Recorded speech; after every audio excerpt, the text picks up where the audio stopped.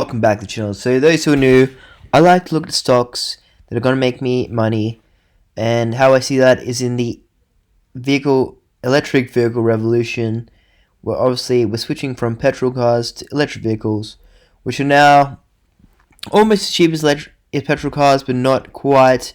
But it's going to be that tipping point, and then there'll be more demand for electric vehicles, and then what will happen is they'll need this stuff out of the ground, which certain companies hold in the best economical way, being graphite, lithium. So graphite could be the next lithium. Didn't know. You want to find a company. It's simple maths. You want to find a company that doesn't have to spend a lot of money to make a lot of money. It's easier said in hindsight. Call lithium. They were near a capital city. Only had to spend under $100 million to make like $400 million a year. Mainly because they're near a capital city, existing infrastructure, existing power, existing workforce, everything existing. Other companies, 500 kilometers from capital cities, they need to spend 5 times as much. So get it through your thick head. You want a company that you don't want to doesn't have to spend much money to make a lot of money, and therefore they're going to be better than the rest of the companies, and therefore they might do a 20x like Core Lithium did, because it's simple maths.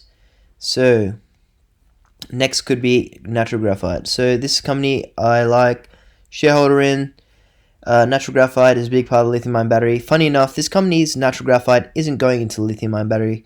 It's going into the other cases, though that could change if the price of that went up. But this company is getting more, selling the graphite into the other use cases. Not that they're selling it yet. They say they're going to sell it, and that you can buy the whole company for $63 million. And if you know maths, they say they're going to make about $50 million per year EBITDA, and then $25 million after cost and tax. For a company you can buy for $63 million. So they say they're going to make that. Will they make that? That's a different story. But anyway, we'll go through the presentation. Final push to production. Probably going to read this. It says probably not going to be true. May, should, anticipate, believe. Key things here. So take it with a grain of salt. So 24-year mine life. Annual EBITDA 44 million to 64 million. 64 million Australian dollars. And I think, not sure where, but after tax, it's about $25 million Australian. For a company you can buy for 63 million. So let's go back to this, shall we? So these numbers are just crazy good. Will they succeed in them? Not sure, but if they do half what they say they're going to do, if they make 25 million, half that, 12.5 million, for a company you can buy for 63 million, that is pretty damn good. This is before the natural graphite shortfall that's expected in 2025, 2026, because there's going to be so much demand for electric vehicles and not enough graphite going into those batteries. So Tesla's dropped the price on the Model Y 4,000, which puts it into the category of getting a rebate from the government. So it's like $8,000 less. Tesla record deliveries on the Model 3s. Also, if you look into the Model 3s, they're going to be using new batteries, so not lithium iron phosphate. It's going to be lithium iron phosphate plus manganese, giving it higher energy density, meaning it drives further with the same amount of weight, etc. You get the idea. So anyway, back to WKT. Numbers are very good on this one. 77% groundworks and civil construction done. So they're building it right now. They'll probably make a bit of graphite, say, oh, this is wrong, and iron out the kinks. They got grid power, which is a big bonus. You don't want diesel power. I think their grid is natural gas. Anyway, better than having diesel power. Highest ore reserve grade, any graphite project in development. High grade, large flake. Which is good for the areas they're selling into. Lowest quartile development cost. That's what you want. It's quite Core Lithium. Lowest quartile operational costs. Highest margin of any graphite project globally. So, grain of salt, these could not be totally true, but at least they're gonna stars fall on a cloud. You get the idea. Location, premium. Of course they're gonna say all this. Grid power on site anyway. Excellent infrastructure, that's what you want. Existing things you don't have to spend money on because it's already there. Therefore, you don't have to dilute the share price. Okay, so then we go into graphite. Yeah, we need heaps of graphite. But there's heaps of graphite in the ground, and supply and demand. But it's not just getting out of the ground, it's actually processing it, which you want a good power source for. So if you want to invest in someone, you want them to have a good power source as well as a good resource. Critical demand. So yeah, the course are going to blabber on about we need a lot of graphite, and yes we do, because it's going into the graphite. So these guys, I think the way they're doing it, they sell to this Wogan, who's like a real estate agent for graphite. Wogan gives them money up front, then Wogan sells it themselves, makes a commission or something like that. Look more into that if you're interested. I'm pretty sure that's how. Here we are, specialist trading company handling wide array, specialty metals. 5-year term. All export graphite 10 a year. Renewable. So 5-year term. Less commission here. So they take a commission and distribution costs. So basically they're the real estate agent for them, etc. Construction funding requirements, 85% of capex incurred. Like if it's a good project, people will throw money at it. You get the idea. Left to incur earthworks.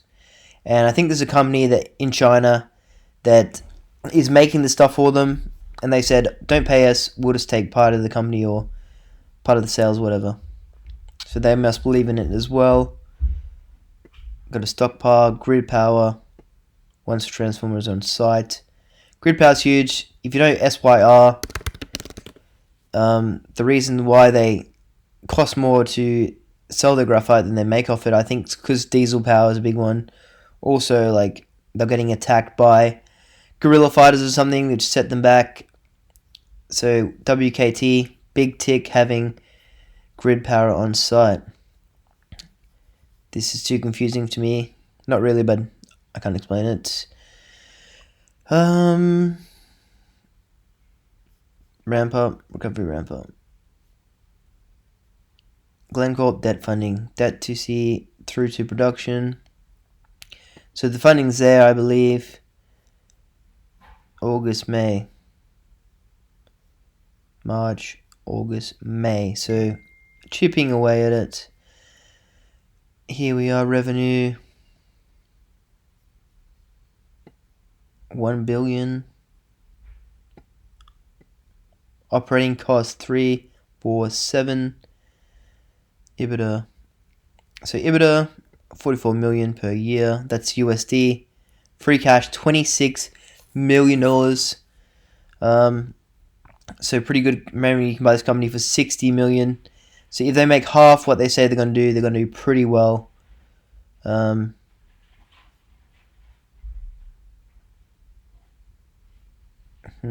Royalties.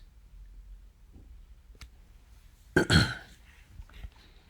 let's continue. So they got, like everyone else, they've got ore reserves and they can drill more and find more, etc.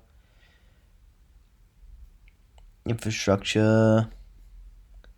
Great road. 60 kilometers currently being upgraded, 80% complete.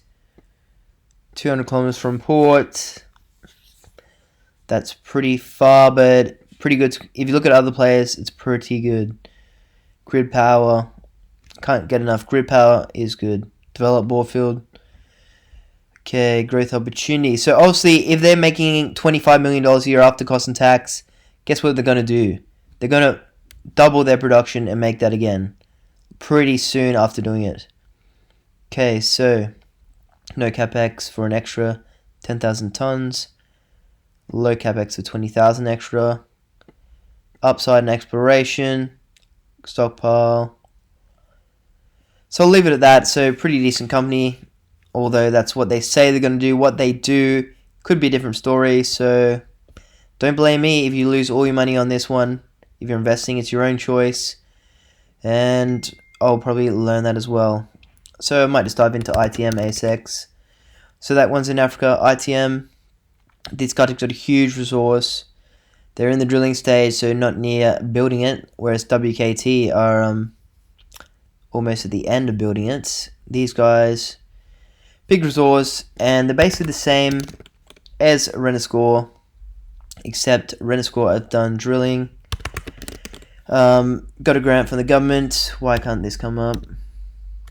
RNUASX. $400 million company, $500 million company. Difference is they've done more drilling. They've raised $100 million free grant from the government.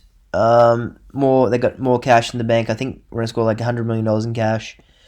Yeah, but these guys could be the next Brent score. I don't see why not. They've got probably a as big, if not bigger, resource. Pretty much the same location in South Australia. Renewable energy. Only thing waiting for is really the graphite shortfall. People will say, okay, we'll give you the money to build the mine now. And the worst thing they could do is raise money at these low prices.